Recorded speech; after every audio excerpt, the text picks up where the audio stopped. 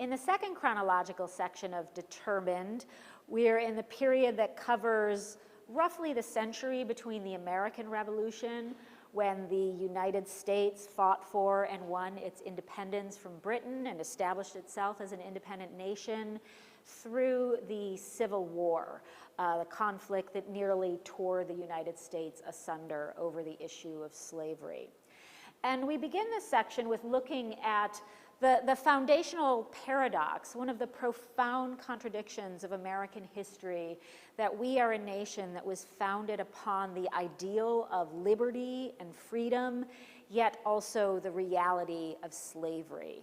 And we explore that paradox through the figures of George Washington and Thomas Jefferson, founding fathers who were instrumental in the establishment of our country and the definition of its ideals of universal equality, yet were also slave owners who had hundreds and hundreds of human beings in bondage. One of the key figures that we explore in this century, nearly a century between the American Revolution and the Civil War, in which we see America becoming increasingly fractured over the issue of slavery. As slavery was gradually abolished in the northern states, it became even more deeply entrenched in the South, and the national discourse and a lot of congressional activity was focused on the debate between pro-slavery and anti-slavery forces.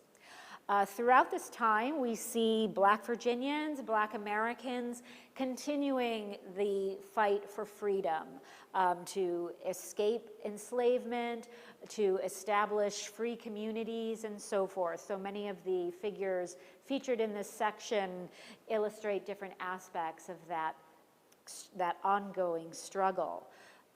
One figure who is perhaps unknown to many audiences is a man named Madison Washington, who led the most successful slave revolt in U.S. history.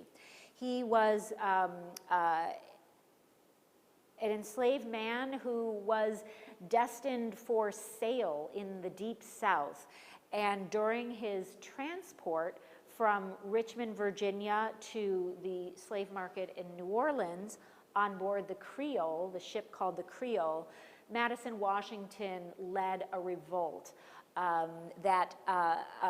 through which he and 18 other conspirators gained control of the ship and had the ship steered into British waters where slavery had been abolished.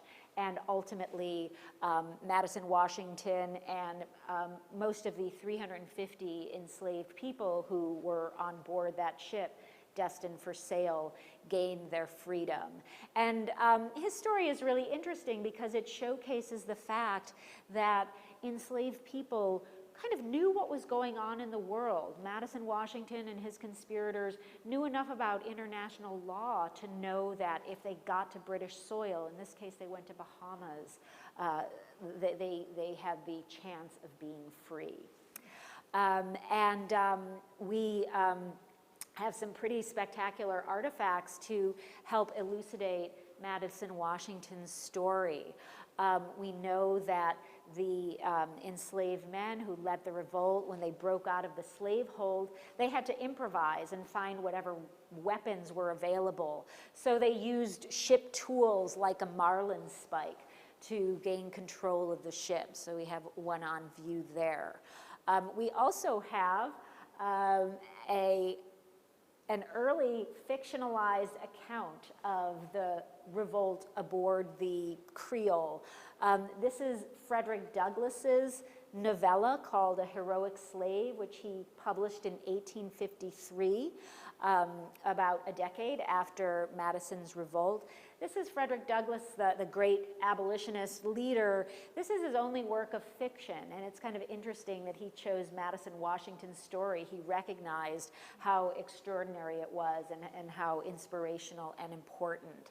And in the first few pages of Douglass's story, he talks about how while most Americans know famous Virginians like George Washington and Thomas Jefferson, they should also know the Virginian by the name of Madison Washington.